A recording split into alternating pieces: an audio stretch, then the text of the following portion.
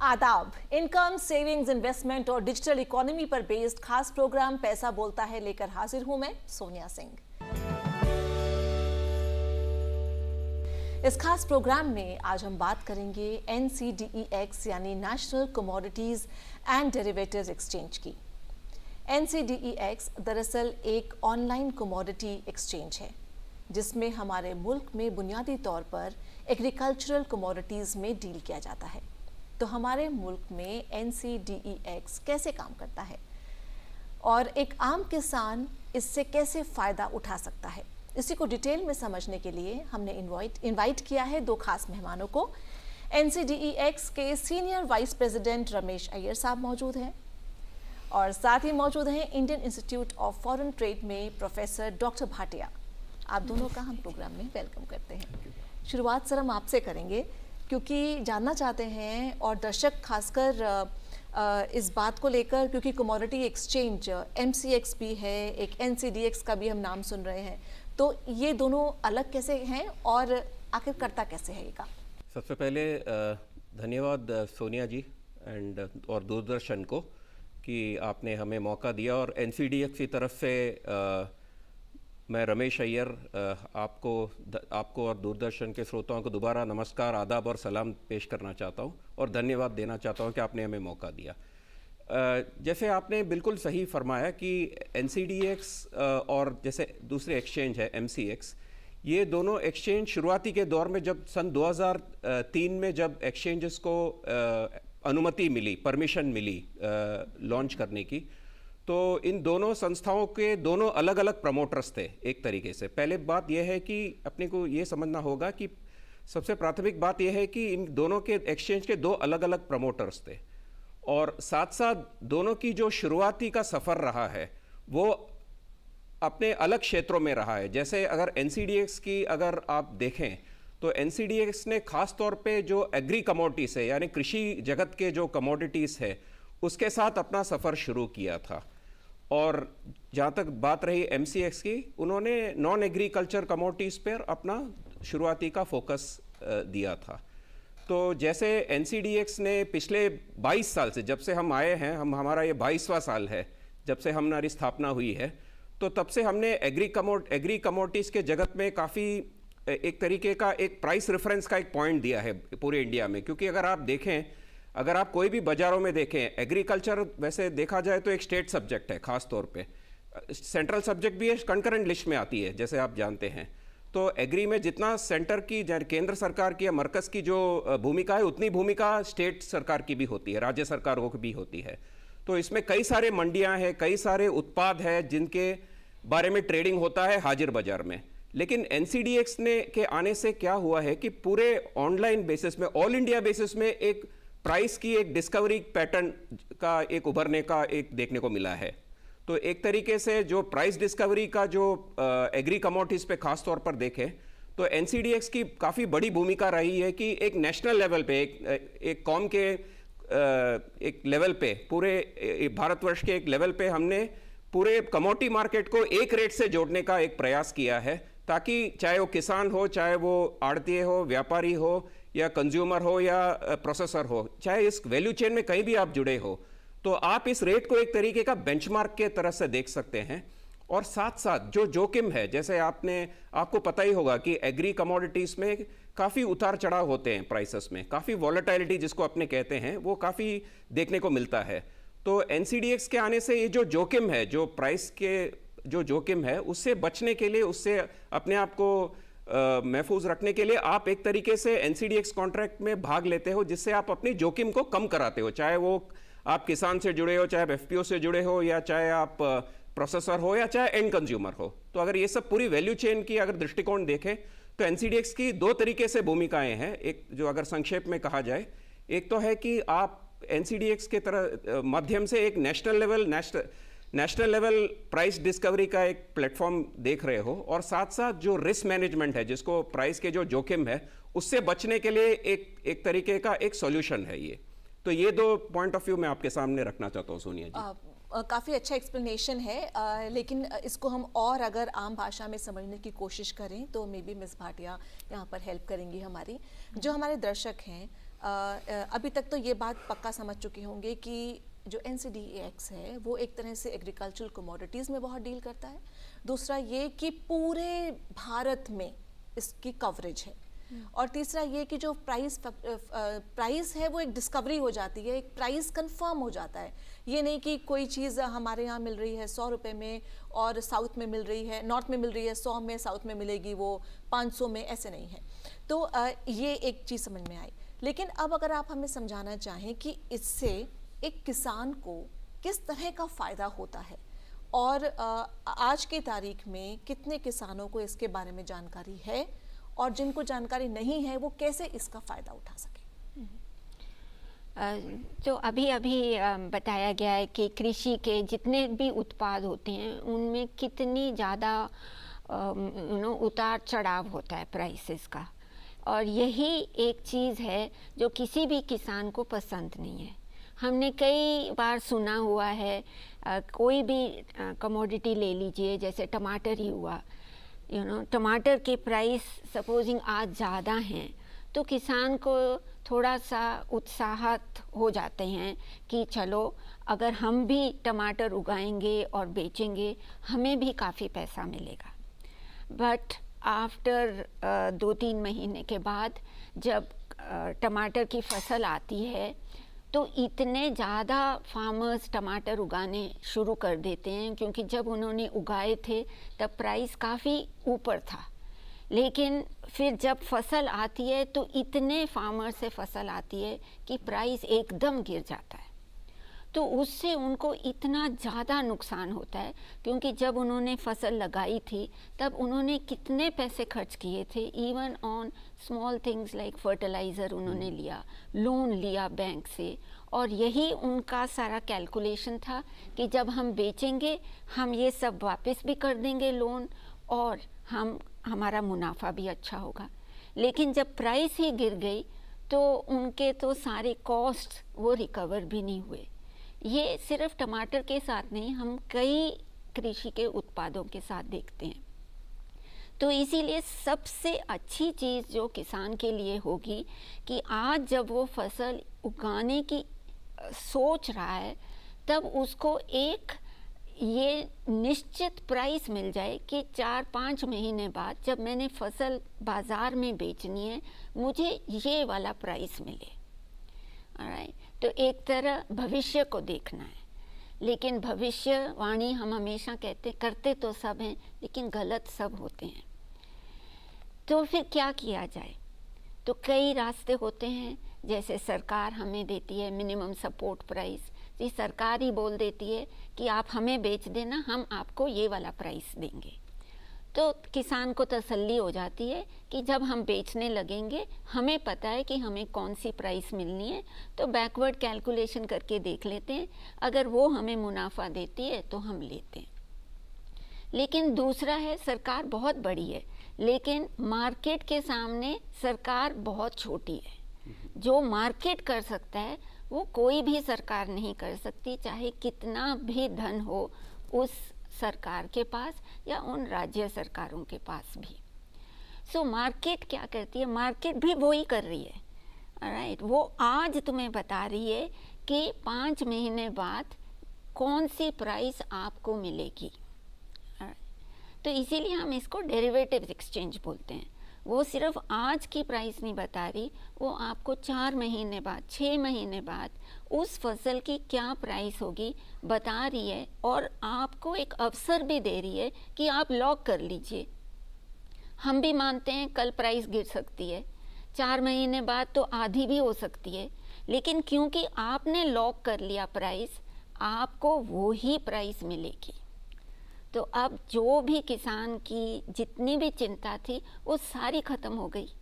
अब कोई सरकार से कुछ नहीं लेना, मार्केट ही कॉन्ट्रैक्ट दे रही है, और इसे हम फ्यूचर्स कॉन्ट्रैक्ट कहते हैं।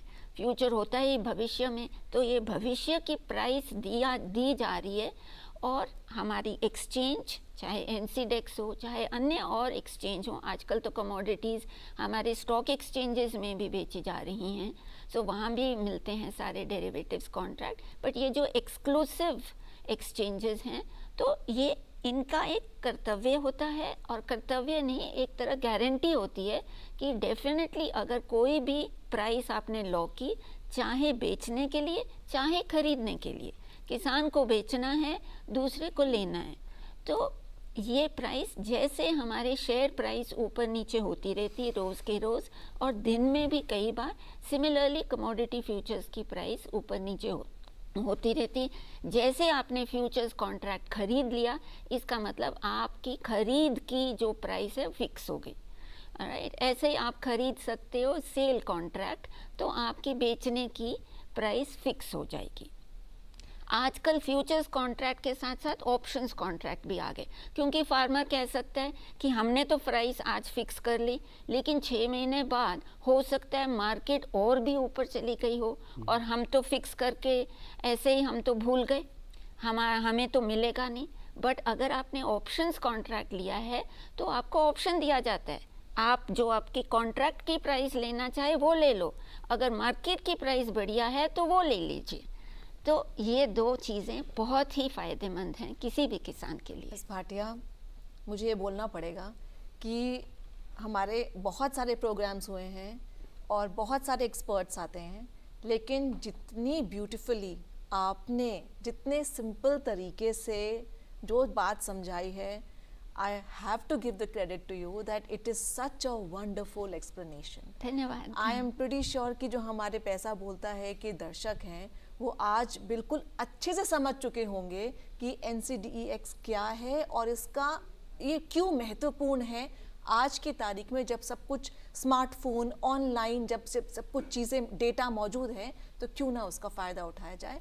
और जिस तरह से आपने एक्सप्लेन किया, और जैसे आपने कहा कि भविष्यवाणी हर कोई करता है लेकिन सही कभी साबित नहीं होती, तो अय्यर साहब अब आप बताइए कि जैसे इन्होंने बताया कि या तो आप अपना प्राइस फिक्स कर लो या फिर आप उसको ऑप्शन भी है आपके पास कि ऊपर नीचे कर लो। तो अगर आप अपने एक्सचेंज के ज़रिए समझाना चाहें अब दर्शकों को कि ये प्राइस कैसे मैनिपुलेट कर सकते हैं, मैनिपुलेट रॉन्ग वर्ड होगा, कि कैसे उसका सही फ़ायदा उठा सकते हैं। देखिए, बिल्कुल अहम सवाल है सोनिया जी, और जिस हिसाब से मैडम ने बिल्कुल एक सरल भाषा में बताया है, तो एक तरीके से हमारे लिए कॉन्टेक्स्ट भी थोड़ा इजी हो गया है। तो I should give my compliments to madam for this.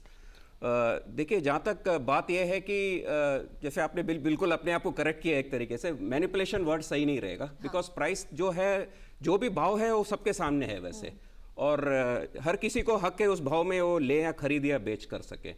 तो जहाँ तक जैसे अभी जैसे किसान है, जैसे इन्होंने मैडम ने भी बिल्कुल सही कहा कि अगर आप किसान को कोई फॉरवर्ड रेट दिख जाता है वैसे, या जैसे एफपीसी है, अभी वर्तमान के मौजूदा समय में एफपीसी की काफ़ी अहम भूमिका है, क्योंकि सरकार की तरफ से भी एफपीओ और एफपीसी को काफ़ी रोल देना चाहती है सरकार एक तरीके से, from the point of view of collective bargaining and collective selling.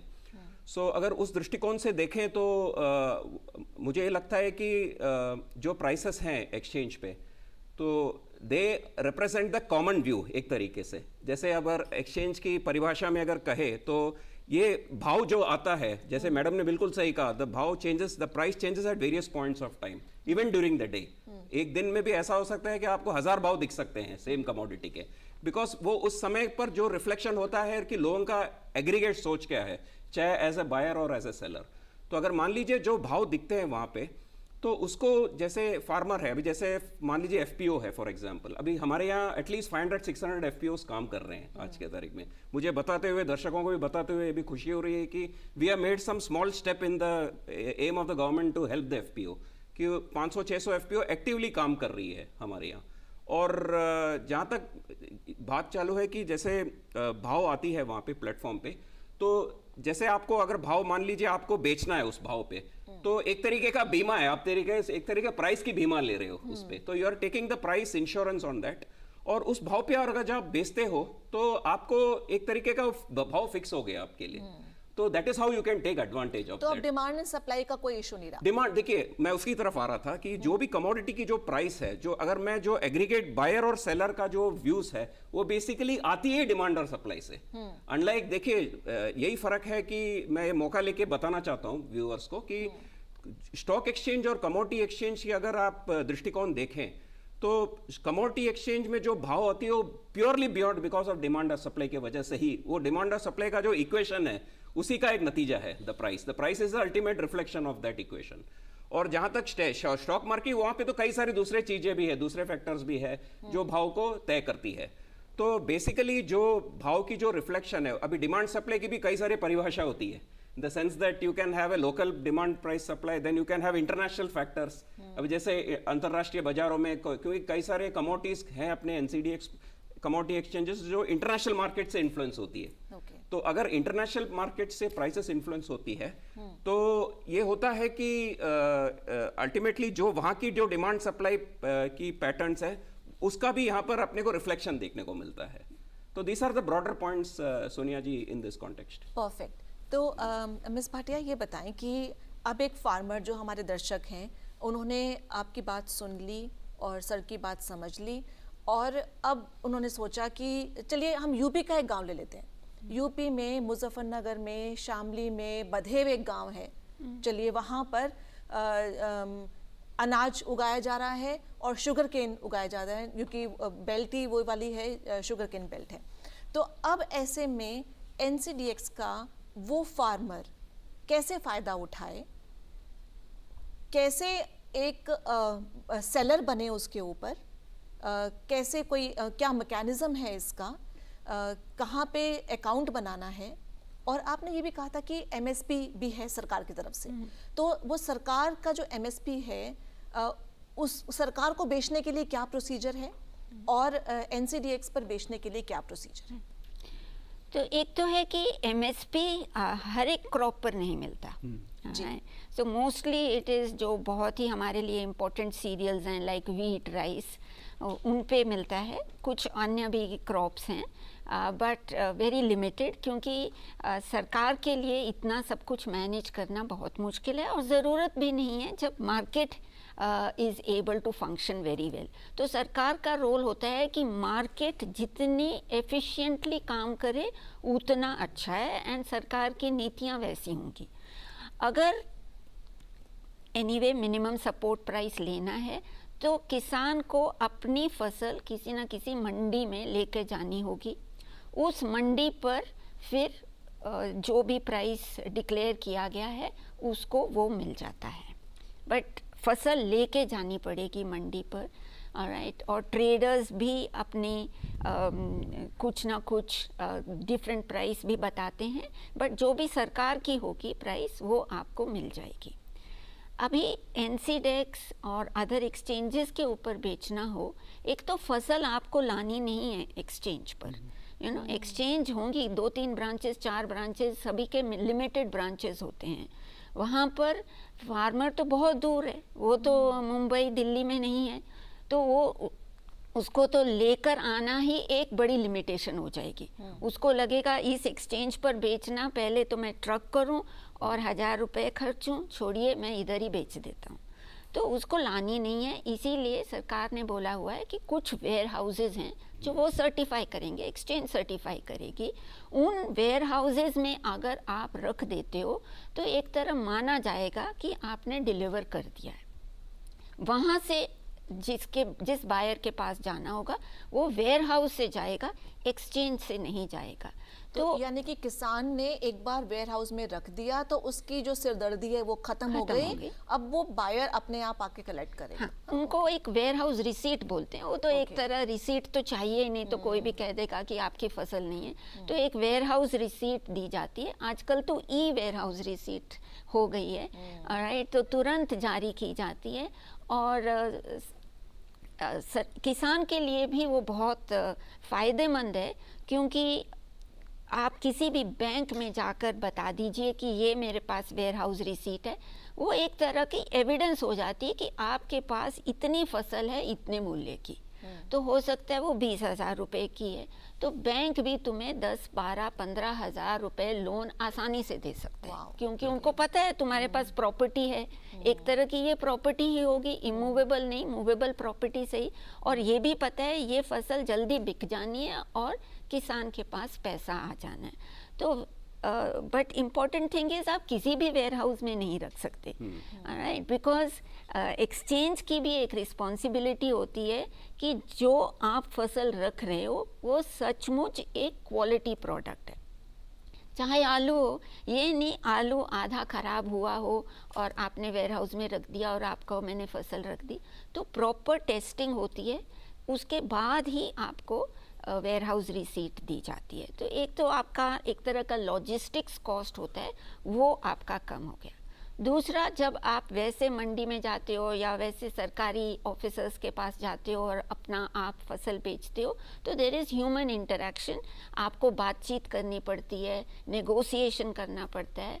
As far as exchange is concern, it is click of mouse. जैसे आप शेयर्स बेचते हो, हम सब बेचते हैं, खरीदते हैं नेशनल स्टॉक एक्सचेंज पर या बॉम्बे स्टॉक एक्सचेंज पर, तो कोई कहीं नहीं जाता, अपने ही कंप्यूटर पर हम बस अपना अकाउंट बनाते हैं, उस वहाँ डीमैट अकाउंट होता है, यहाँ पर दूसरा अकाउंट होता है, बट एक ऑनलाइन अकाउंट खोलना होता है। कोई भी आपका ब्रोकर्स होते हैं वो आपकी हेल्प कर देंगे, आपका अकाउंट खुल जाएगा एंड अपने कंप्यूटर के सामने आप एनसीडेक्स की साइट खोलिए और तुरंत आपको सारे भाव मिल जाएंगे। जो भी आपने लॉक करना है, बस with the click of the mouse आप इजीली लॉक कर सकते हो। कुछ हेल्प चाहिए, जैसे इन्होंने कहा फार्मर्स प्रोड्यूसर ऑर्गेनाइजेशन, हर किसान शुरू में उसको इतना नहीं होता कि मैं कर पाऊँगा, तो दीज फार्मर प्रोड्यूसर ऑर्गेनाइजेशंस ये खुद उनके बिहाफ पर भी कर देते हैं ट्रेडिंग। जी, तो एक तो इसमें ये सवाल आया मुझे सुनकर मिस भाटिया की बातें कि जो वेयर हाउस है उसमें कोई कीड़ा ना लग जाए फसल में, उसका क्या इंतज़ाम होता है। दूसरा ये कि जैसे कोई अकाउंट खोलेगा तो यहाँ तो अकाउंट डीमैट अकाउंट खोलने में आपको डिजिटल सिग्नेचर चाहिए और आधार चलो अपलोड वो तो इजी होता है, लेकिन बैंक स्टेटमेंट चाहिए। तो ये जो एज अ सेलर जो अकाउंट खोलेगा फार्मर, उसको क्या क्या चीज़ों की ज़रूरत होगी और क्या कोई हेल्पलाइन होती है कि अगर वो कहीं फंस गया, नहीं समझ में आ रहा कि क्या क्लिक करूँ क्या करूँ, तो कोई हेल्प कर दे? जी देखिए, 2-3 सवाल थे सोनिया जी आपके। एक तो पहली सवाल ये थी कि जो आपने कहा कि वेयर हाउस में किस तरह की मेंटेनेंस होती है, ख़ास तौर पे क्वालिटी जो गुणवत्ता मेंटेन करने के हिसाब से। तो उसका जवाब सीधा है, वो है कि सबसे पहले कि जो वेयर हाउस, जो डॉक्टर भाटिया साहिबा ने भी कहा कि जो वेयर हाउसेस है वो यहाँ पर मैं बताना चाहता हूँ कि एक और संस्था है जिसका नाम है warehousing development and regulatory authority, WDRA। तो NCDX के जो भी वेयर हाउसेस है, जो भी अप्रूव्ड या एक्रेडिटेड वेयर हाउसेस है, यानी कि NCCL के, क्योंकि NCDX डायरेक्टली वेयर हाउस को नहीं एक्रेडिट करता, NCDX की एक क्लियरिंग का कॉरपोरेशन है NCCL, just for the overall understanding. ये संस्था बेसिकली WDRA के तहत जो वेयर हाउसेस है उसी को ही एम्पैनल कर सकती है। ये सेबी का एक प्राथमिक नियम है। तो दैट इज़ पॉइंट नंबर 1। और जहाँ तक बात रही क्वालिटी की या गुणवत्ता की मेंटेनेंस ओवरऑल अपकीप का, तो जैसे ही आपको आपके खाते में क्रेडिट हो जाता है, मान लीजिए आपने 100 टन फॉर एग्जांपल से चना बेच दिया एक्सचेंज पे, चलो वर्तमान में चना नहीं है, जस्ट फॉर एग्जांपल मैं ले रहा हूँ। जैसे आपने चना बेच दिया और चने को आपने वेयर हाउस में लेकर आए, जिसकी क्वालिटी की एसेइंग की गई और एसेइंग के पश्चात उसकी क्वालिटी अप्रूव हो गई और उसे हम हमारे जो वेयर हाउस सर्विस प्रोवाइडर आपके जिसको आप डीमैट अकाउंट कहते हैं, हम उसको रिपोजिटरी अकाउंट कहते हैं, बिकॉज अंडर द WDRA। क्योंकि मैं चाहता हूँ कि ये टर्म्स समझे, अपने जो भी ऑडियंस है या जो भी इस वैल्यू चेन से जुड़े, ये टर्म्स को समझना बहुत जरूरी है। क्योंकि डीमैट अकाउंट कॉमनली अपने इक्विटी मार्केट की परिभाषा या कॉन्टेक्स्ट में संदर्भ में लेते हैं, वेरस अगर कमोडिटी मार्केट में अगर आप डिलीवरी का लेन देन करते हैं तो उस समय आपको रिपोजिटरी अकाउंट खोलना होता है, which is under the WDRA। सो पहली बात है कि ये पूरी वहीं का वहीं डिपॉजिट हो जाती है और वहीं से इसकी सेटलमेंट हो जाती है। अभी जैसे मैडम ने कहा कि हमारी जो भी कॉन्ट्रैक्ट है ये basically ex warehouse basis में इसकी प्राइसिंग होती है। ये ऐसा नहीं कि किसी के घर के वेयर हाउस या ओन वेयर हाउस वैसा प्राइसिंग नहीं है, ex NCDX warehouse, NCDX approved warehouse के तहत प्राइसिंग होती है। तो अगर वेयर हाउस से लेना है और देना है, वो पूरी अल्टीमेटली रिस्पॉन्सिबिलिटी और क्वालिटी की और अपकीप की वो वेयर हाउसिंग सर्विस प्रोवाइडर की ही होती है। जैसे for example if there is any quality के इश्यूज आपको लगता है, वैसे सपोज आपको डिलीवरी मार्क होती है 100 टन की, एंड उसके तहत आपको you feel there could be some quality issues और कंप्लेंट्स आपके माइंड में हो सकता है, तो you can what we commonly called as do at remat sampling, जिसको आप रीमैट सैम्पलिंग के तहत आप इसको दोबारा जांच करवा सकते हैं, और इसकी जांच होगी all together third party laboratory में। एंड मान लीजिए if the quality is in line then of course the goods are accepted, you have to take out, but if the quality is not as per the contract specification, क्योंकि हर commodity की एक contract specification होती है। मैंने आपके दर्शकों के information के लिए मैं भी थोड़ी अभी मैं टेक्निकल की तरफ जा रहा हूँ, बिकॉज आई वांट कि मैं चाहता हूँ कि आपके दर्शक जो है, जो नाजरीन जो है, वो देखे कि क्या क्या उनके ध्यान देना पड़ता है। तो सबसे पहले आपको कॉन्ट्रैक्ट स्पेसिफिकेशन की you have to go through it, because that will give you the idea what the quality is, what the quantity is, और कौन से लोकेशन है अप्रूव्ड है। तो using all this we have an elaborate system जहां पर the goods that are there in the warehouse once they are coming into the electronic form, उसकी पूरी जिम्मेदारी और जवाबदारी उन वेयर हाउस सर्विस प्रोवाइडर की होती है till the time the goods are not taken out. So as regards the documents, देखिए जैसे अगर किसान अपने इंडिविजुअल अकाउंट खोल रहे हैं तो PAN and Aadhaar and bank statement are good enough वैसे तो, जैसे इंडिविजुअल अकाउंट होता है। लेकिन अगर मान लीजिए अगर एफपीओ के द्वारा आते हैं, if they come through the route of an FPO, then there are a host of documents that are required. जैसे एफपीओ के जो डॉक्यूमेंट्स, एफपीओ एस्टेब्लिशमेंट के जो डॉक्यूमेंट्स है, प्लस उसके जो बैंक स्टेटमेंट है, जो डायरेक्टर्स है उसमें, तो all that there is a process called as KYC. जैसे वी ऑल नो कि फाइनेंशियल मार्केट्स में this is the most used word, know your client.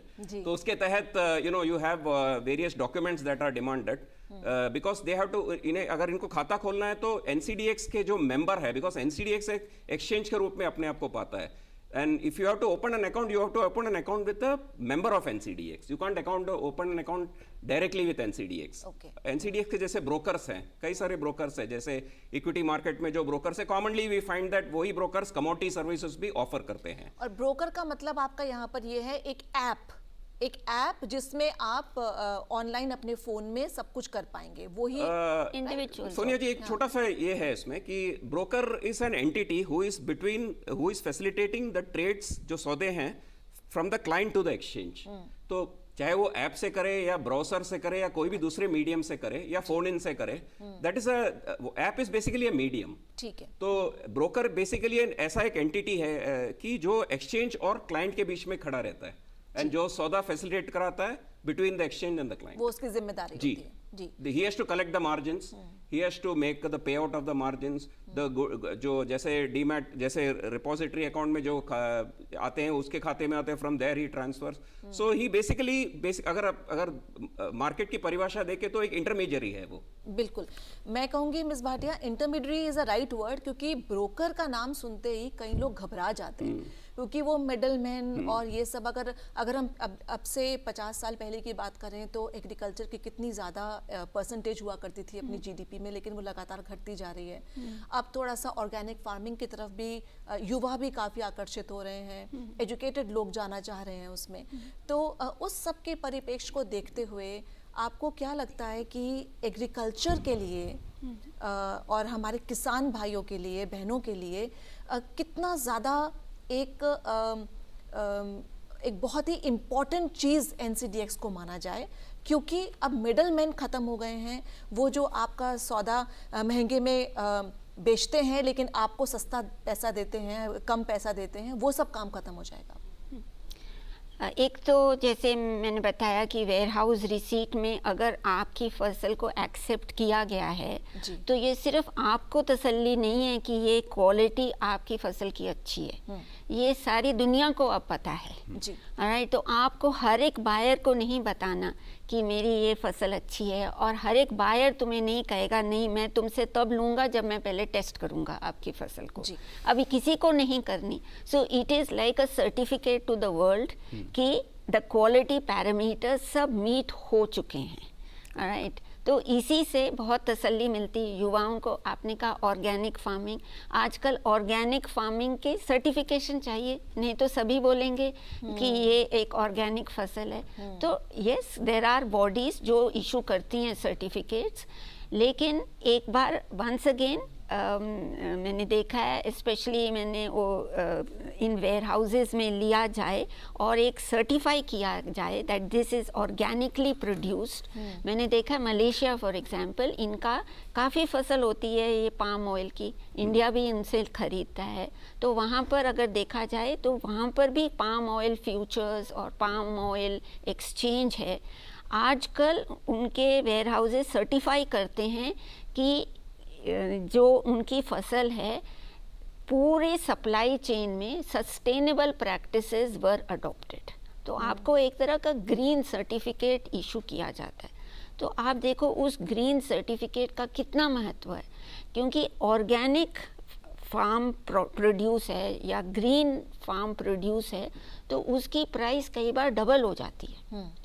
तो युवाओं को ये पता है कि सिर्फ सस्टेनेबिलिटी एक नारा, एक स्लोगन नहीं है, राइट, कि जिससे बहुत अच्छा है। ये जो स्लोगन है, अगर आप इसको पूरी तरह मीट करते हैं और आपके पास एक सर्टिफिकेट हाथ में आया है तो आपका रेवेन्यू दोगुना चौगुना हो जाता है।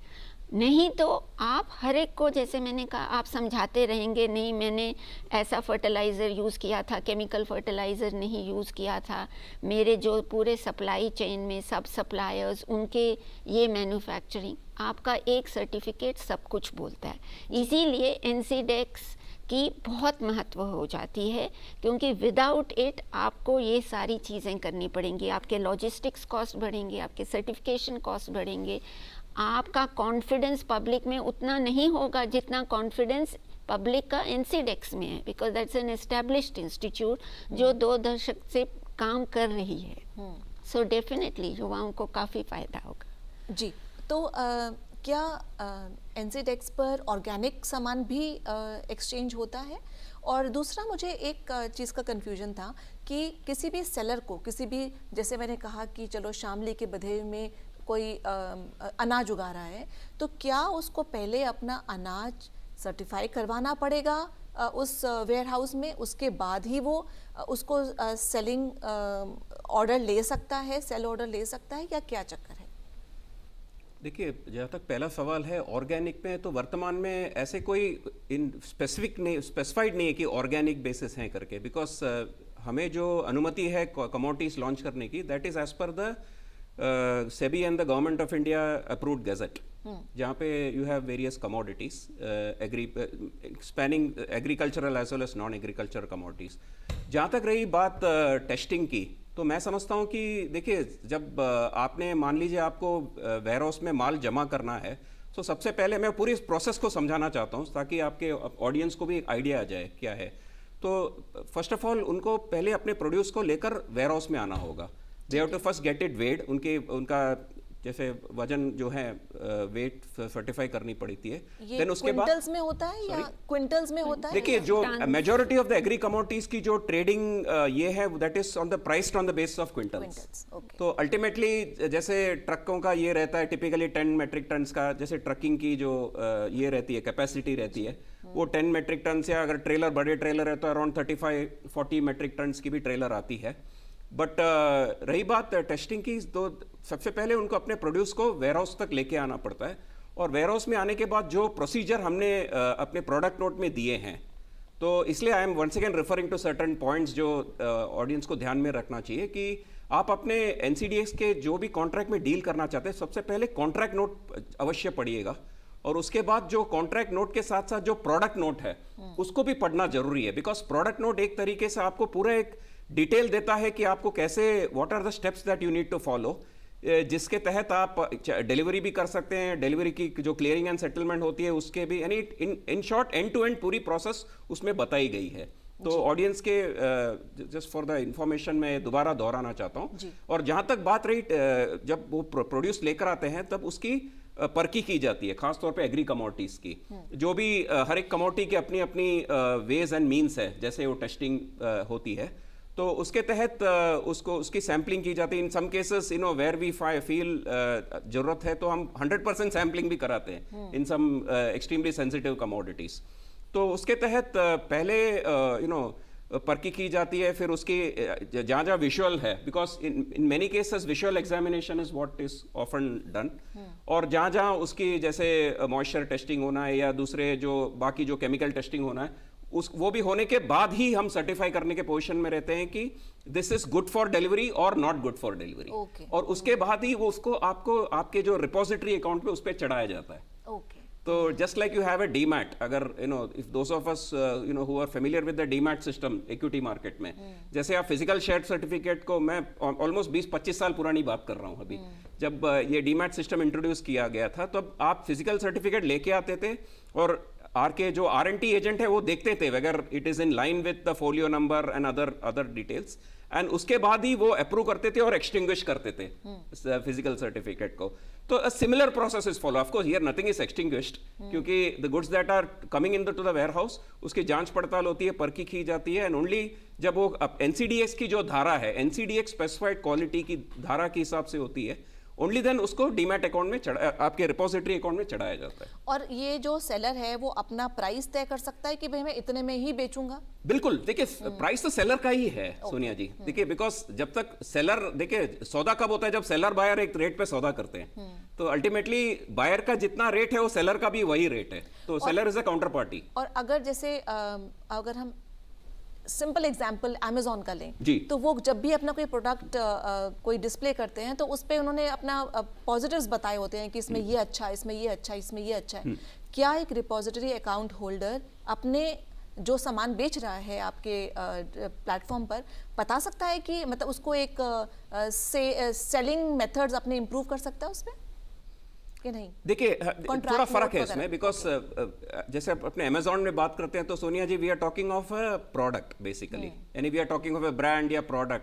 अभी जब आप NCDX की अगर दृष्टिकोण से देखें, परिभाषा में देखें, तो we are talking of a commodity, जहां पे कमोडिटी की, देखिए कमोडिटी को आप कोई चीज का, कमोडिटी की अल्टीमेटली परिभाषा क्या है, it is defined by it's quality, चाहे वो गेहूं हो, चाहे वो चना हो, चाहे सोया हो, या चाहे सरसों, या चाहे कोई भी कमोडिटी हो, उसकी जो जांच पहचान होती है वो अपनी गुणवत्ता के नीति के, और खासतौर पे एक्सचेंज ने जो अपने कॉन्ट्रैक्ट स्पेसिफिकेशन में स्पेसिफाई किया रहता है उसके तहत ही होती है।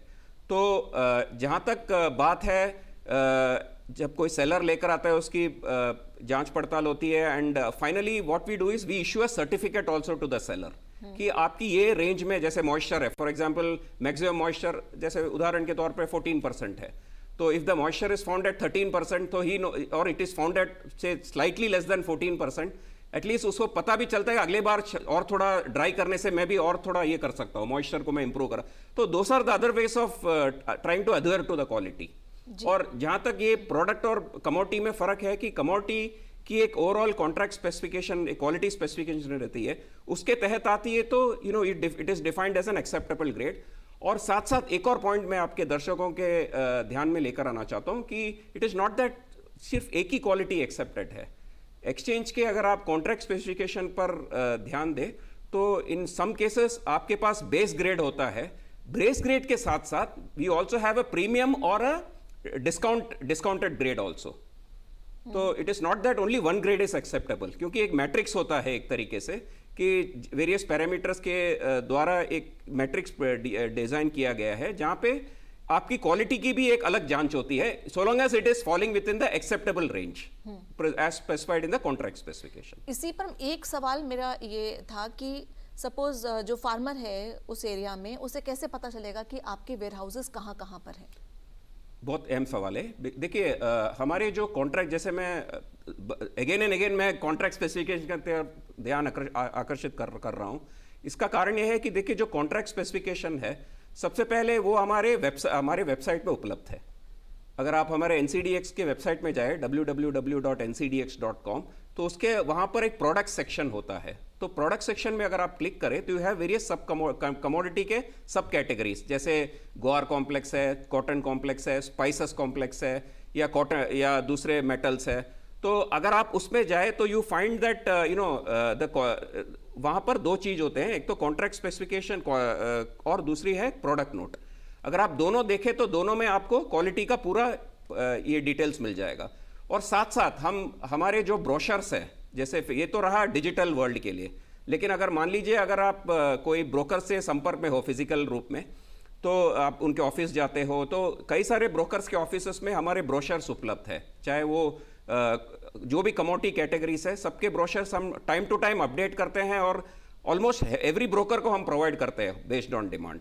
तो I think this are two ways in which one is the digital, दूसरे हैं फिजिकल वे में, जहाँ पे पूरी जानकारी की उपलब्धि होती है। और तीसरा ये भी होता है कि एक्सचेंज की तरफ से हम कई सारे कार्यक्रम ऐसे करते हैं कि हम ये जानकारी भी सामने लेकर आते हैं। जैसे हम प्रेजेंटेशन देते हैं एक्सचेंज में अवेयरनेस प्रोग्राम्स काफ़ी कंडक्ट करती है, कम से कम 400-500 प्रोग्राम्स पर ईयर करती है, कम से कम in a physical and digital form. तो इस प्रोग्राम्स के तहत भी हम लोगों को जो वैल्यू चेन पार्टिसिपेंट्स है या जो भी उससे जुड़े हैं या नहीं जुड़े हैं, सबको हम लोग पूरे के पूरे ध्यान आकर्षित करते हैं जो क्वालिटी के स्पेसिफिकेशंस है, ताकि उनको एटलीस्ट समझ में तो आए कि what they need to deliver और व्हाट दे विल गेट, अगर मान लीजिए वो बायर बनकर आते हैं तो। जी, तो मिस भाटिया ये बताएं कि ये तो अब तय हो गया कि आपने अपना सामान पहले वेयर हाउस में डाल दिया, फिर आपने उसको आपको जो रिसीप्ट मिल गई उसके बाद फिर आपका वो बिक जाएगा। क्या जो वेदर कंडीशंस हैं उनका नेचुरल है कि जो फ्यूचर की जो क्रॉप है उस पर फ़र्क पड़ेगा? जो हमने दे दिया वो तो अब दे दिया, उससे हमारा मतलब नहीं है। कोई जियोपॉलिटिकल फैक्टर्स का क्या प्राइस पे ऊपर नीचे फ़र्क पड़ सकता है? और तीसरा मैं जानना चाह रही थी कि क्या इस सब के NCDX और ये ऑनलाइन प्लेटफॉर्म और MSP इन सब के चलते क्या आने वाले समय में हम कुछ देख सकते हैं कि हमारी एग्रीकल्चरल प्रैक्टिसेस बेटर हो गई हैं या एग्रीकल्चरल प्रोडक्टिविटी हमारी बेटर हो जाएगी इस सब से? राइट, सो एग्रीकल्चरल प्रोडक्टिविटी तो तभी बढ़ेगी जब लोगों को पता होगा कि ये फसल उगाइए हमें मुनाफा होगा, तो वो दिल से काम करेंगे। एक किसान ही नहीं, और हमें ये नहीं सोचना चाहिए ये एक्सचेंज सिर्फ एक कोई किसान गरीब है इसीलिए इस एक्सचेंज की ज़रूरत है।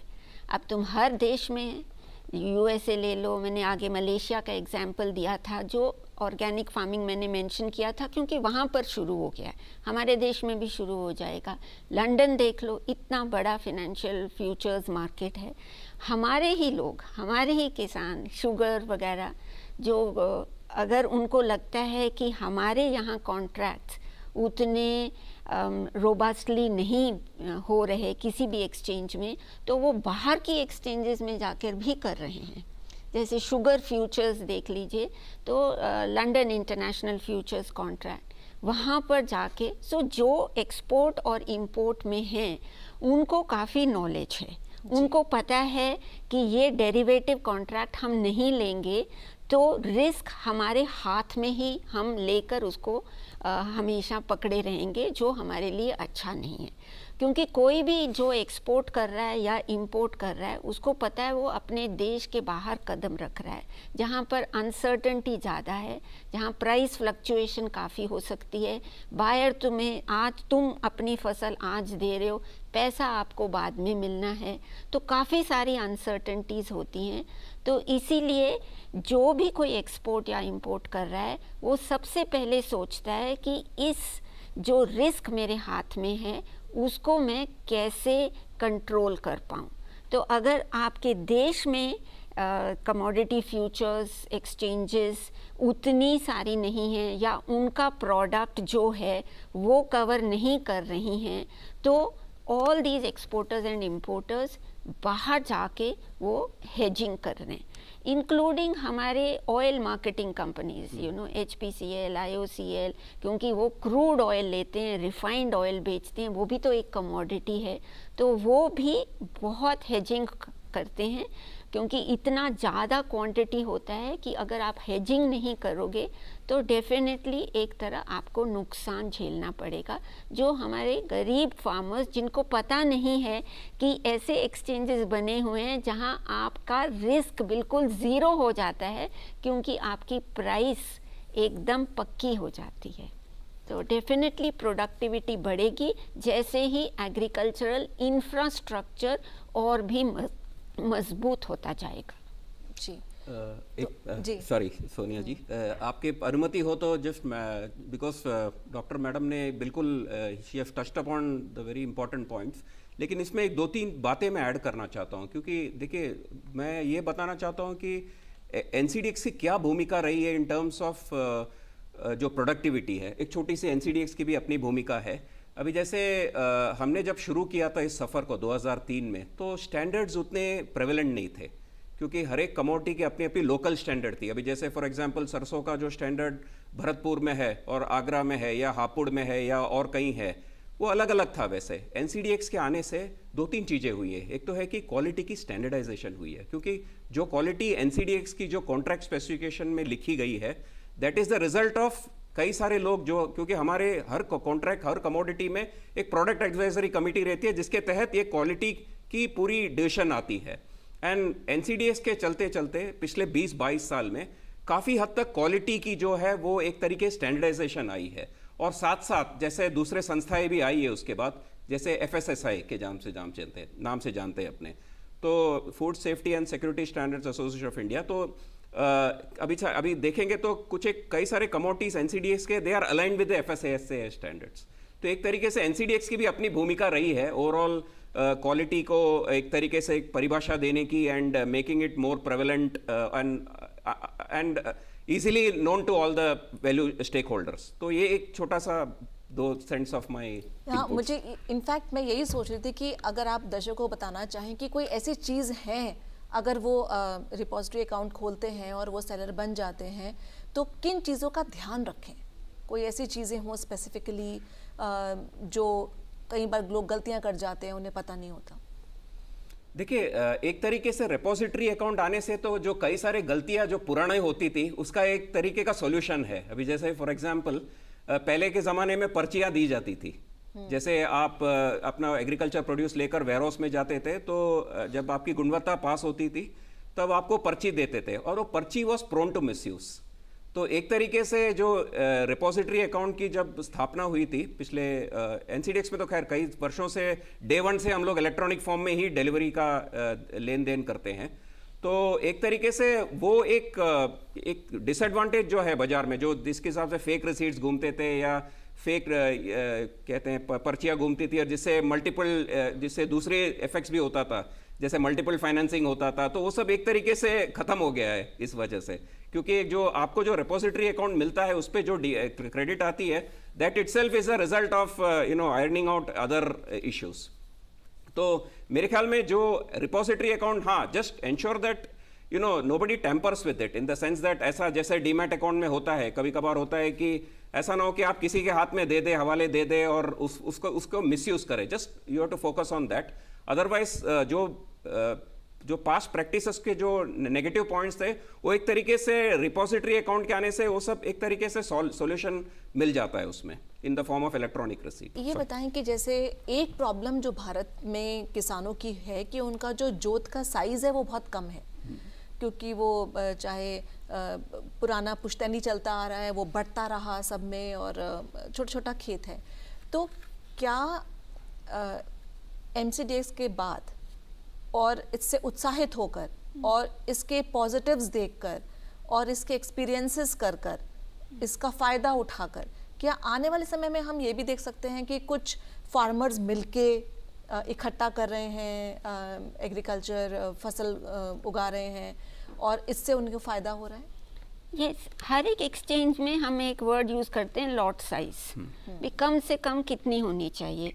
और आप देखो लॉट साइज आजकल इतनी ज़्यादा नहीं है, राइट। तो 2-3 लोग मिलकर भी कर सकते हैं, सिंगल पर्सन ऑल्सो। कई तो कमोडिटीज़ ऐसी हैं जो किलोग्राम्स कहीं में ही लॉट साइज रहता है, राइट। तो जैसे जैसे लॉट साइज आपका कम होता जाएगा, तो आसानी से, जैसे हमारे शेयर मार्केट में है, जैसे जैसे शेयर प्राइस कम होती जाती है, आजकल इवन 1 रुपये की शेयर प्राइस फेस वैल्यू हो गई है, similarly in the commodities market. तो सरकार की तो हमेशा यही एम होगी कि अगर एक्सचेंज बनाई है तो पार्टिसिपेशन ज़्यादा से ज़्यादा लोग हो। अगर लॉट साइज़ बड़ी रहेगी तो सिर्फ बड़े फार्मर्स ही आ पाएंगे, तो वो तो हो ही नहीं सकता ऑब्जेक्टिव किसी भी गवर्नमेंट का। तो डेफिनेटली एक तो लॉट साइज़ छोटी हो रही है, और दूसरा जैसे आपने कहा लोग मिलकर भी इकट्ठे होके भी कर सकते हैं। ओनली थिंग आपको वही क्वालिटी पर डेफिनेटली अटेंशन देना होगा, क्योंकि अगर 4-5 लोग इकट्ठे हो रहे हैं, सभी की फसल सेम क्वालिटी पैरामीटर्स को मीट कर रही है या नहीं कर रही, ये देखना होगा। और दूसरा मैं कहना चाहती हूँ, फार्मर्स मस्ट ऑल्सो नो कि अगर आपने कोई कॉन्ट्रैक्ट ख़रीदा भी है कि मैं इस डेट को बेचूंगा एट दिस प्राइस, ओके, और आज से लेकर उस दिन तक लेट अस से 30-40 दिन हैं, तो ज़रूरी नहीं है कि फार्मर को उस let's say at the end of maturity जो हम बोलते हैं कॉन्ट्रैक्ट की, कि आपको देना ही देना है। अगर इन 30 दिनों में आपका दिल करता है कि आप जो आपके हाथ में कॉन्ट्रैक्ट है वो आप किसी और को बेच दो, जो खरीदेगा वो फसल देगा मैच्योरिटी डेट में, आपको नहीं फिर देना, ऑलराइट, क्योंकि आपको लगता है कि आपने ये कॉन्ट्रैक्ट खरीदा है ऐसे 240 रुपए में और आप कभी भी बेच सकते हो, आप 10, 15, 20 दिन के बाद बेच रहे हो तो वो 250 रुपए हो गया, आपका 10 रुपए पर किलोग्राम आपको फ़ायदा हो रहा है, आप ले सकते हो, जैसे शेयर मार्केट बेचते हैं। तो इसलिए हम कहते हैं कि जिनको डिलीवर करना है उनके लिए तो फ़ायदा है, लेकिन अगर किसी भी टाइम आपको लगे कि आप डिलीवर नहीं कर पाएंगे, जैसे आपकी फसल ख़राब हो रही है, आपको लगता है, या आपको ज़रूरत है उस फसल की, जैसे हम सब्सिस्टेंस फार्मिंग बोलते हैं, आप नहीं मार्केट में दे पाएंगे, तो आप कॉन्ट्रैक्ट आसानी से बेच सकते हो। किस दिन बेचोगे? जिस दिन आप market price is higher than price at which you have bought. तो ये एक बहुत ही लिक्विडिटी, हम बोलते हैं, लिक्विडिटी दे देती है आपके कॉन्ट्रैक्ट को। आपके गले में कोई फंदा नहीं पड़ गया कि आपने कॉन्ट्रैक्ट खरीदा है कि आपको फसल देनी ही देनी है, आप आसानी से इस कॉन्ट्रैक्ट से छुटकारा भी पा सकते हो और वो भी मुनाफे में, ऑलराइट। तो इसीलिए ये एक्सचेंज डेफिनेटली उत्साहित करती है फार्मर्स को और इससे फिर और प्रोडक्टिविटी बढ़ती है। तो ये तय है क्या कि अगर वो, जैसे उन्होंने कहा कि गले में फंदा नहीं है, तो कोई और ख़रीद लेगा उस ऑप्शन को, ये पक्का है कि कोई एक्सचेंज से ले लेगा? और दूसरा ये जो आखिरी सवाल होगा कि जो वॉलेटिलिटी की आपने बात की, ये वॉलेटाइल फैक्टर किसान के फ़ायदे में कितना रह सकता है और नुकसान में?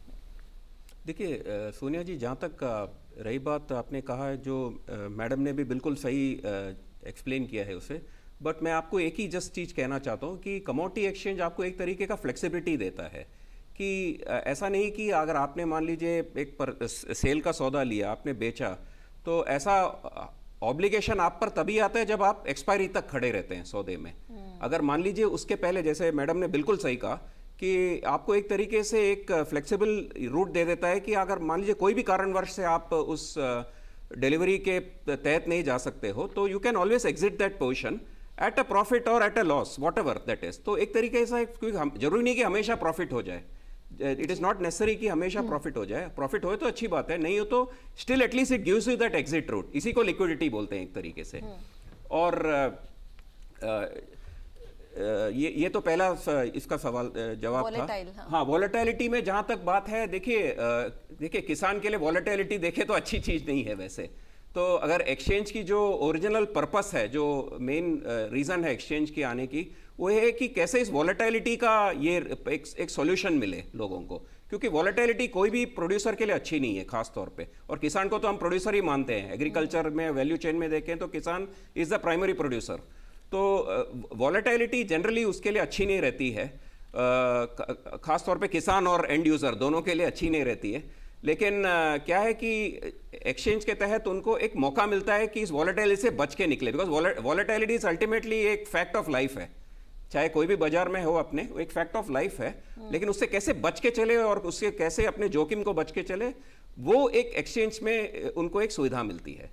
जी, बहुत बहुत शुक्रिया आप दोनों का इस स्टूडियो में आने के लिए और इतनी अच्छी जानकारी हमारे दर्शकों को देने के लिए।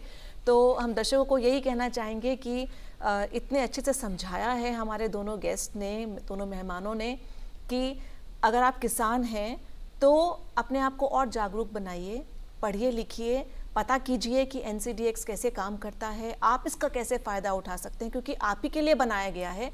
और अब मिडलमैन वगैरह के चक्कर में मत पड़िए और अपनी जो आपकी एग्रीकल्चरल कमाई है उसको पूरा अच्छे से उसका पैसा आप वसूल कीजिए। पैसा बोलता है कि इस कड़ी में फ़िलहाल इतना ही। आप अपनी राय, सजेशंस हमें ईमेल कर सकते हैं। हमारा ईमेल ID है ddurduspecials@gmail.com। इसी के साथ हमारी पूरी टीम को दीजिए इजाज़त। आदाब। Thank you.